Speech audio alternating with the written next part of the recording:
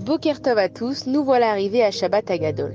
Ça veut dire simplement le grand Shabbat. Mais en quoi est-ce que ce Shabbat il est grand et il est différent des autres? Est-ce que simplement parce qu'il est avant Pessah on l'appelle Shabbat Agadol?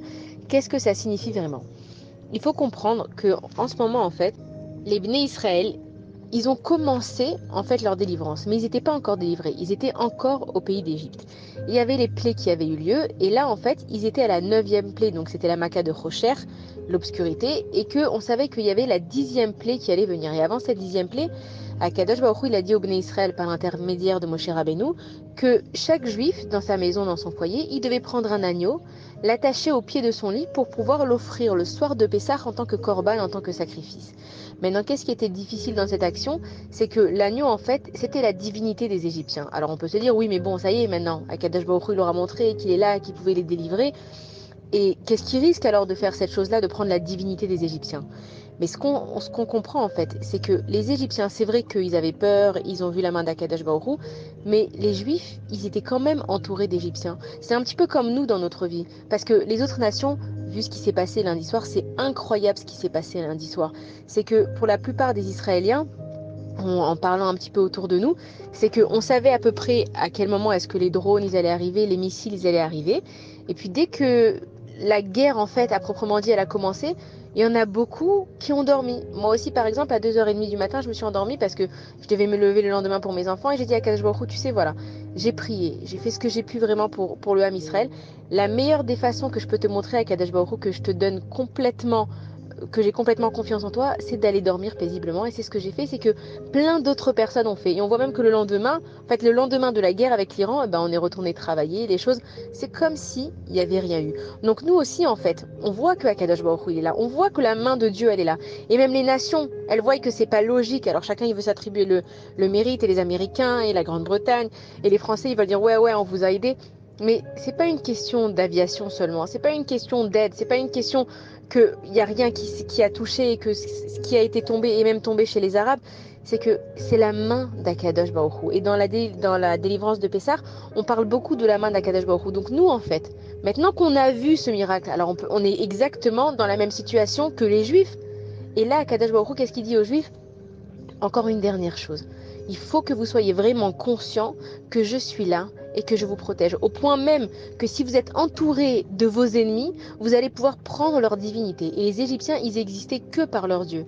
D'ailleurs, le Seder de Pessah, il tourne beaucoup autour des animaux. Pourquoi? Parce que les dieux des Égyptiens, ils avaient un dieu pour chaque chose. Les dieux des Égyptiens, pardon, ils avaient tous des formes d'animaux. Et en fait, ce qu'il a fait à Kadosh Baruch Hu à travers les plaies, c'est qu'il leur a tapé exactement là où il pensait être fort. Et donc, ce qu'il est en train de dire à Kadosh Baruch Hu au Bnei Israël, c'est que prenez cet agneau pascal et vous allez voir, vous allez jouer avec la chose qui est le plus chère aux yeux des nations, qui pourrait rendre fous les Égyptiens, qu'ils auraient tous les droits, toutes les revendications, toutes les bonnes raisons en fait de ne pas vous laisser sortir d'Égypte et de vous massacrer. Ils auraient pu le faire comme les nations. On est en train de complètement les défier. On est en train de leur dire vous pouvez nous attaquer comme vous voulez, on a la main d'Akadosh Baruch Hu sur nous. Donc nous, en fait, on est exactement dans la même situation.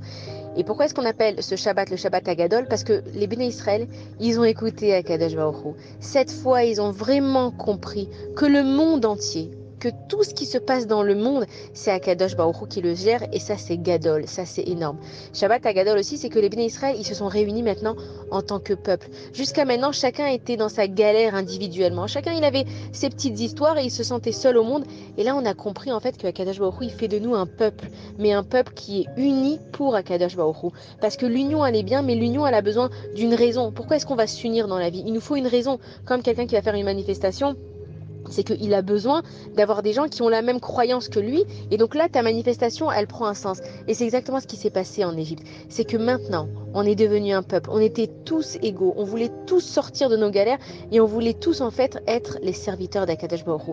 Et c'est exactement ce qui se passe avec nous aujourd'hui. C'est que regardez comment on est fiers aujourd'hui que Baruch Hashem, cette guerre avec l'Iran qu'on attendait depuis tellement d'années, alors on ne sait pas encore ce qui va se passer, mais on attendait tellement cette guerre et elle est passée en quelques heures.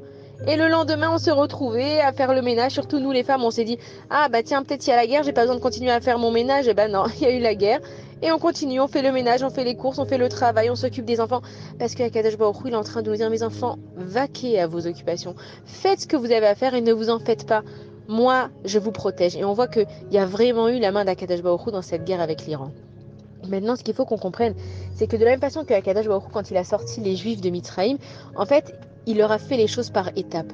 Et nous, c'est pareil. C'est que nous, si du jour au lendemain, maintenant, Mashiach, il est arrivé et qui nous dit, ça y est, arrêtez tout, maintenant, vous allez être spirituel, vous allez arrêter le travail, maintenant, tout le monde est égaux. En fait, on n'arriverait pas à comprendre cette transition de comment Akadosh Baruch Hu, il gère chaque chose et que les nations, elles vont être les unes avec les autres en paix. Et là, on est en train de voir, en fait, les étapes au fur et à mesure. On voit que Israël, il a réussi, Baruch Hashem, grâce à Dieu, à se défendre. On voit que maintenant, les nations, il y en a certaines qui sont de l'autre côté. Il y en a certaines qui sont de l'autre côté. C'est que Akadosh Baruch Hu, il nous envoie les choses au fur et à mesure pour que notre cerveau d'être humain, il puisse accepter la délivrance. Et regardez, imaginez, on nous avait dit il y a un mois que Motzei Shabbat, il y allait avoir l'Iran qui allait nous envoyer plus de 300 missiles. Mais on aurait été en panique. On aurait été tellement pas bien et on se serait même enfui du pays si ça se trouve. Et Akadosh Baruch Hu, il a fait les choses d'une simplicité tellement énorme qu'on s'est retrouvé à en rire. Est-ce que c'est pas extraordinaire, franchement? Et c'est là qu'en fait on comprend que tout ce qui va se passer va être extraordinaire et que oui, on peut croire au miracle. C'est comme si maintenant Akadosh Baruch Hu va nous dire, vous savez, à partir de ce Shabbat, il va y avoir les 10 plaies d'Égypte qui vont arriver et vous allez voir, il y aura des grenouilles en Égypte. Et notre cerveau, il a besoin de comprendre ce qui se passe pour pouvoir accepter les choses. Et c'est pour ça qu'il y a la Haggadah qui est là pour nous expliquer ce que les Égyptiens ils ont reçu. Et on dit que toutes les plaies que les Égyptiens ils ont reçues, quand Mashiach va venir, elles vont encore être là. Elles vont être actuelles, elles se sont arrêtées dans le ciel. Pourquoi est-ce que Akadosh Baruch Hu, il a fait ça? Parce que ça fait des années maintenant qu'on se répète ces 10 plaies. Et que quand Bezrat Hashem viendra le moment du dévoilement d'Akadosh Baruch Hu, on pourra comprendre. Et on va savoir exactement ce qui va passer. Tout d'un coup, on va avoir une grande grenouille et on va dire, ah, je sais ce qui va se passer avec cette grenouille. Plus ils vont la frapper et plus elle va donner des enfants. Et puis tout d'un coup, on va voir l'eau qui va devenir rouge. On va dire, ah, mais on sait ce que c'est. C'est Akadosh Baruch Hu qui a transformé l'eau en sang. Et pourquoi on va pas avoir peur? Parce qu'on va se souvenir que les Juifs, eux, ils buvaient de l'eau, etc. Avec toutes les plaies, ça veut dire que Akadosh Baruch Hu, depuis tant d'années, il est en train de nous donner en différentes étapes la délivrance. À Pessah, on va boire les 4 coupes de vin et on va s'accouder. Et on raconte plein de chansons, on lit le Manishtana, on parle des 4 enfants de la Haggadah. C'est que toute notre vie, on est en train de se préparer à vivre des moments extraordinaires. Mais pour pleinement être conscient qu'on est en train de vivre quelque chose d'extraordinaire, malheureusement, on doit passer par des moments difficiles. Et c'est pour ça maintenant qu'on comprend pourquoi est-ce que on a envie de sortir. C'est pas seulement qu'on a envie de sortir parce qu'on souffre, on ne veut plus souffrir et on comprend maintenant, on est capable dans notre tête d'avoir une guerre avec l'Iran et de dormir. Et c'est exactement ce que Akadosh Baruch Hu cherche à faire avec nous. C'est que Dieu, il nous dit, mes enfants, je vous ai promis que je vais vous sortir, que ce soit d'Égypte ou que ce soit de vos galères de 2024. Mais juste, faites-moi confiance. Et c'est ça, en fait, que Akadosh Baruch Hu cherche.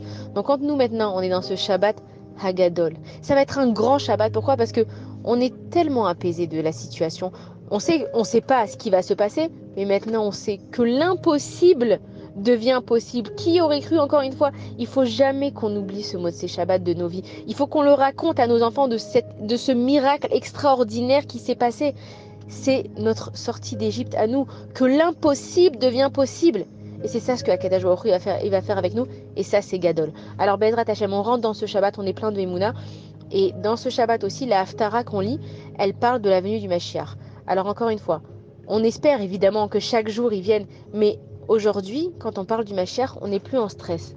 On est calme. Pourquoi? Parce qu'on sait que ça vient. On sait que Akadosh Baruch Hu il gère. Et surtout, on sait que chaque moment est déjà écrit et est déjà calculé. Donc, faut pas se stresser, mais c'est même si on va passer la nuit du Seder et que le lendemain on se réveille et qu'on est toujours dans le même état et on va se dire oh non, Mashiach il n'est pas venu, il faut pas être déçu parce que maintenant on n'est plus en stress. On sait que c'est Akadosh Baruch Hu qui gère et il nous l'a montré avec ce Motzei Shabbat et de la guerre en Iran. Et c'est incroyable, ils ont lancé des missiles, le monde entier il avait les yeux rivés sur Israël et il s'est rien passé. À part que oui, effectivement, chaque missile a été arrêté, que on a entendu les booms, on les a vus de nos propres yeux dans le ciel.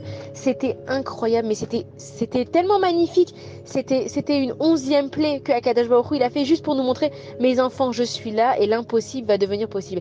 Alors Bezrat Hashem, on rentre dans ce Shabbat Hagadol, on se prépare pour la fête de Pessah et on arrive plein d'espoir, avec zéro déception, parce que ce qui doit se passer va se passer, mais on n'a plus à se faire du souci parce que on commence la fête le 14 Nissan Et 14 en hébreu, ça veut dire Yad, qui veut dire la main d'Akadosh Baruch Hu. Ça veut dire que à partir du 14, c'est le Yad, c'est la main d'Akadosh Baruch Hu qui va s'occuper de nous. Et même dans la Haggadah, on parle beaucoup du Yad de Akadosh Baruch Hu, de la main d'Akadosh Baruch Hu. Et dans la Haggadah, il y a 14 fois marqué le mot Yad. Donc on voit qu'en fait, Akadosh Baruch Hu, il nous dit, mes enfants, donnez-moi la main et je vais m'occuper de vous. Alors Bezrat Hashem, Shabbat Shalom, des bonnes nouvelles, un super bon seder et on est plein d'espoir parce qu'on va sortir de nos galères individuelles et collectives. Et maintenant, même si ça se passe pas comme on aurait cru, on aurait pensé, il y aurait écrit, on sait que maintenant, il y a d'Akadosh Baruch Hu, c'est la main de Akadosh Baruch Hu. Et on voit que même quand on lit le Sefer Torah, on n'a pas le droit de toucher le parchemin, on doit prendre un yad, on doit prendre une main et avec ça on lit le parchemin. Donc on voit que cette notion de main elle est tout le temps là. Ça veut dire qu'on donne la main à Kadosh Baruch Hu, comme un enfant qui donnerait la main à ses parents quand il traverse la rue, quand il doit aller quelque part. Et quand on donne la main à son papa, à sa maman, on n'a plus aucun souci, peu importe ce qui va arriver, on est accompagné. Alors Bezrat Hashem, Shabbat Shalom, des bonnes nouvelles et Pessar Kacher Vesameach.